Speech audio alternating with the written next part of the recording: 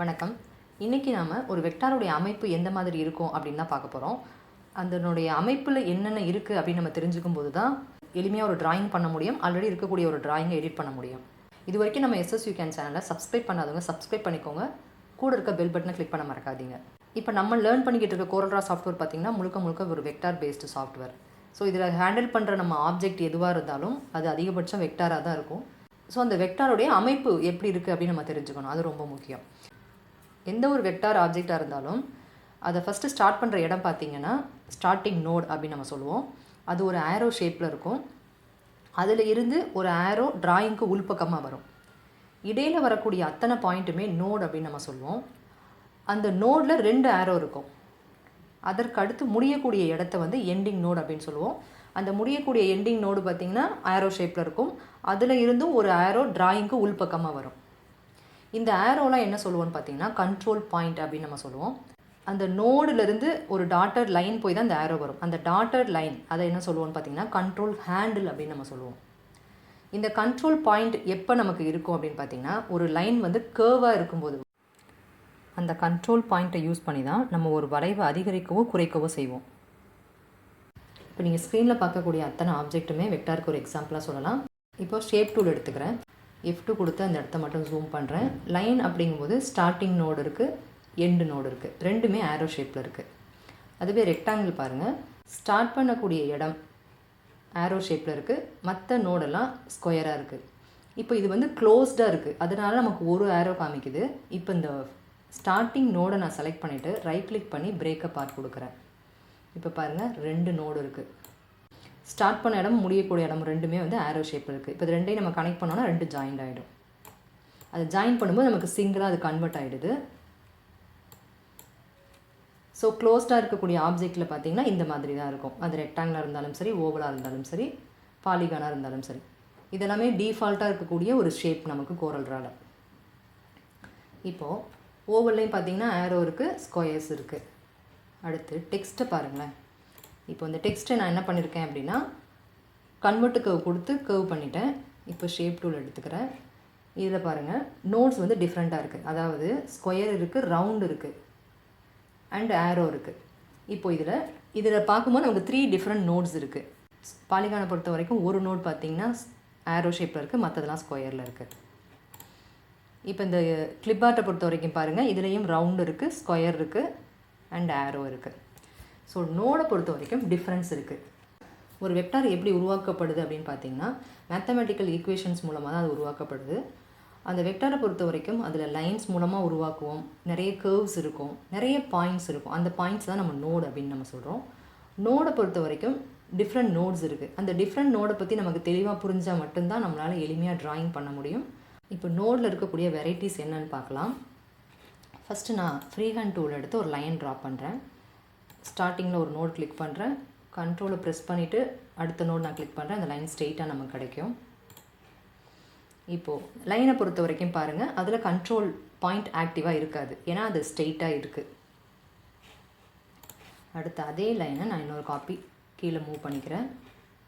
இப்போ shape tool எடுத்துகிட்டு இடையில கிளிக் பண்ணுறேன். ஒரு டாட் பிளாக் கலர் நமக்கு கிடைக்கும். ப்ராப்பர்ட்டி பாரில் கன்வெர்ட் டு கர்வ் கொடுக்குறேன்.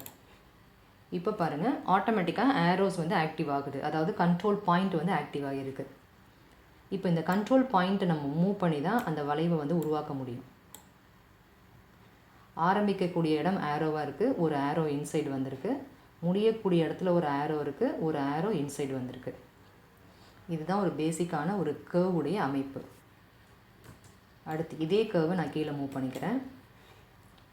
ஷேப் டூல் எடுத்துகிட்டு இடையில ஒரு நோடு ஆட் பண்ணுறேன். அந்த எந்த இடத்துல நமக்கு தேவையோ அங்கே டபுள் கிளிக் பண்ணும்போது ஒரு நோடு நமக்கு கிடைக்கும். புதுசாக நம்ம ஆட் பண்ணக்கூடிய நோடு எப்படி இருக்குன்னு பாருங்கள், ரவுண்ட் ஷேப்பில் இருக்குது.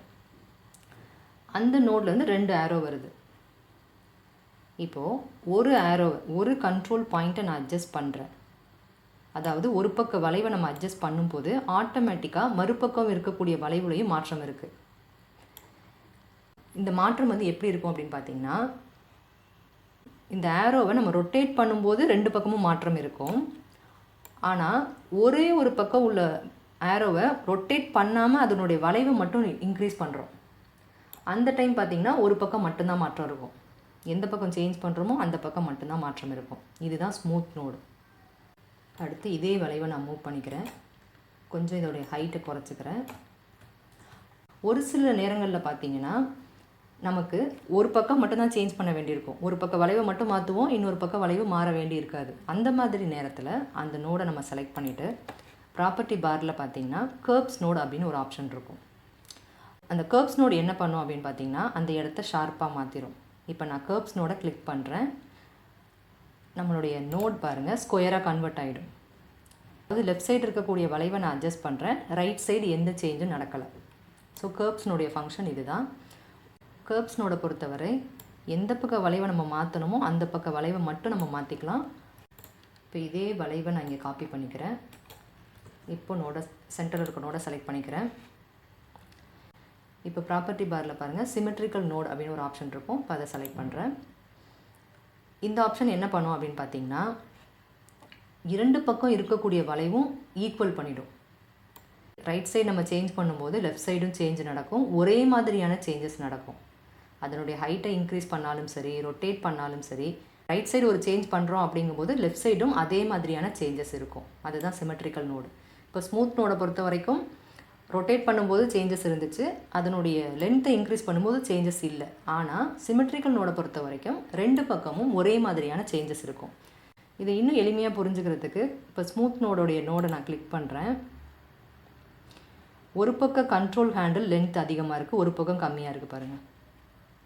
அதுவே சிமெட்ரிக்கல் நோடில் பார்த்தீங்கன்னா ரெண்டு பக்கமும் ஈக்குவலாக இருக்கும். அதனுடைய லென்த்து பார்த்திங்கன்னா ரெண்டு பக்கமும் ஈக்குவலாக இருக்கும். அதாவது வளைவு ஒரே மாதிரி இருக்குது அப்படிங்கிறது தான் அதனுடைய மீனிங். இந்த 3 டிஃப்ரெண்ட் நோட்ஸை பற்றி தெளிவாக புரிஞ்சுக்கும் போது மட்டும்தான் நம்மளால் எளிமையாக ட்ராயிங் பண்ண முடியும். நெக்ஸ்ட்டு ப்ராக்டிக்கலாக ஒரு ட்ராயிங் பண்ணும்போது இந்த நோடு எப்படி ரியாக்ட் பண்ணும் அப்படிங்கிறத பார்க்கலாம். இப்போ இந்த ட்ராயிங் பொறுத்த வரைக்கும் பார்த்திங்கன்னா ஒரு மேனுவலாக ஹேண்ட் ட்ராயிங் பண்ணது தான். இதை நம்ம வெக்டராக ட்ராயிங் பண்ணணும். ஆல்ரெடி நம்ம ட்ராயிங்கான டூல்ஸ் பார்த்துருக்கோம். Free hand tool, bezier tool, pen tool. இந்த பிஸியர் டூலும் பென் டூலும் நம்ம ட்ரைஃபோல்டு ப்ரௌசரில் நம்ம பார்த்துருக்கோம். இதில் பிஸியர் டூல் செலக்ட் பண்ணிக்கிறேன். F2 கொடுத்து ஒரு பார்ட்டை மட்டும் ஜூம் பண்ணிக்கிறேன். ஃபஸ்ட் நோட் கிளிக் பண்ணிவிட்டேன். அடுத்து எவ்வளோ தூரம் வளைக்கணுமோ வளைச்சிட்டேன். இப்போ இந்த இடத்துல பாருங்கள் ஸ்கொயராக நோடு இருக்குது.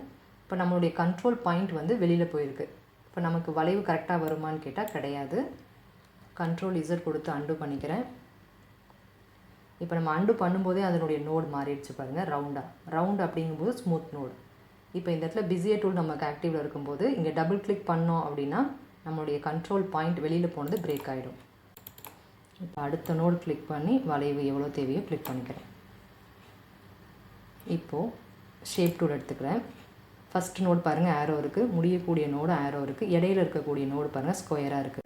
இப்போ இந்த நோடு என்ன நோடு அப்படின்னு நம்ம பார்க்கணும். இப்போ அந்த நோடை நான் செலக்ட் பண்ணிக்கிறேன்.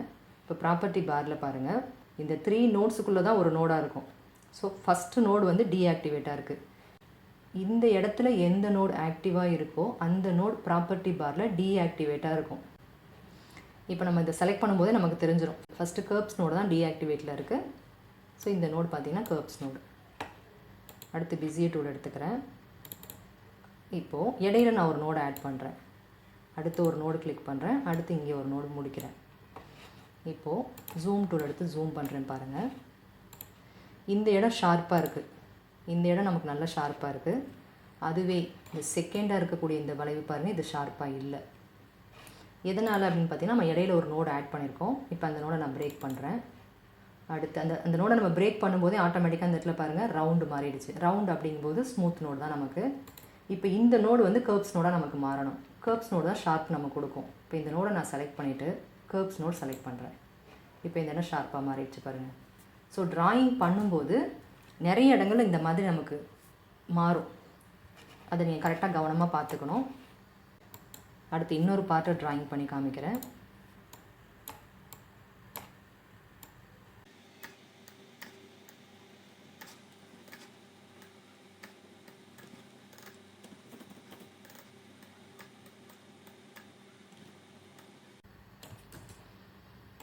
இந்த பார்ட்டை மட்டும் வெளியில் மூவ் பண்ணிடுறேன். நம்ம வரையும் போதே பர்ஃபெக்டாக வரைய முடியும் அப்படின்னு சொல்ல முடியாது. ஸோ கண்டிப்பாக அந்த ட்ராயிங்கை வந்து நம்ம எடிட் பண்ணுவோம். இப்போ இந்த இடம் ஷார்ப்பாக இருக்குது, இந்த நோடை நான் ரிமூவ் பண்ணிக்கிறேன். இங்கே புதுசாக ஒரு நோடு ஆட் பண்ணிவிட்டு இந்த நோடை ரிமூவ் பண்ணுறேன். இந்த ஷேப் பாருங்கள் பர்ஃபெக்டாக அப்போ கிடச்சிடும் நமக்கு. இப்போ இந்த நோடையும் கொஞ்சம் சேஞ்ச் பண்ணிக்கலாம். இங்கே ஒரு நோடு ஆட் பண்ணிட்டு இதை ரிமூவ் பண்ணிடுறேன். இப்போ நம்மளுடைய ட்ராயிங் பாருங்கள், நம்ம ஜஸ்ட்டு பிஸியர் டூல் வச்சு ட்ரா பண்ணோம். அந்த மாதிரி ட்ரா பண்ணும்போது சில இடங்களில் ஸ்மூத் நோடு ஆக்டிவில் இருக்குது, சில இடத்துல பாருங்கள் சிமெட்ரிக்கல் நோடு ஆக்டிவில் இருக்குது. இப்போ இந்த இடத்துல வந்து சிமெட்ரிக்கல் நோடு தான் ஆக்டிவில் இருக்குது. ஸோ இந்த மாதிரி ட்ராயிங் பண்ணும்போது நமக்கு வரும். சில இடங்களில் நோடை நம்ம எடிட் பண்ணும்போது அதற்கு பக்கத்தில் இருக்கக்கூடிய நோடில் வந்து சேஞ்சஸ் வரும். ஸோ இந்த பாயிண்ட்டை வந்து நீங்கள் கரெக்டாக ஞாபகம் வச்சுக்கணும். இப்போ நம்ம ஃபஸ்ட்டு ட்ராயிங் பண்ணதுக்கும் இப்போ நம்ம எடிட் பண்ணதுக்கப்புறம் இருக்கிறதுக்கும் நல்ல டிஃப்ரென்ஸ் தெரியும். நம்ம ட்ராயிங் பண்ணும்போதே பர்ஃபெக்டாக ட்ராயிங் பண்ண முடியும் அப்படின்னு நம்ம சொல்ல முடியாது. ஸோ கண்டிப்பாக எடிட் பண்ணுவோம். எடிட் பண்ணும்போது நோடில் சேஞ்சஸ் வரும்.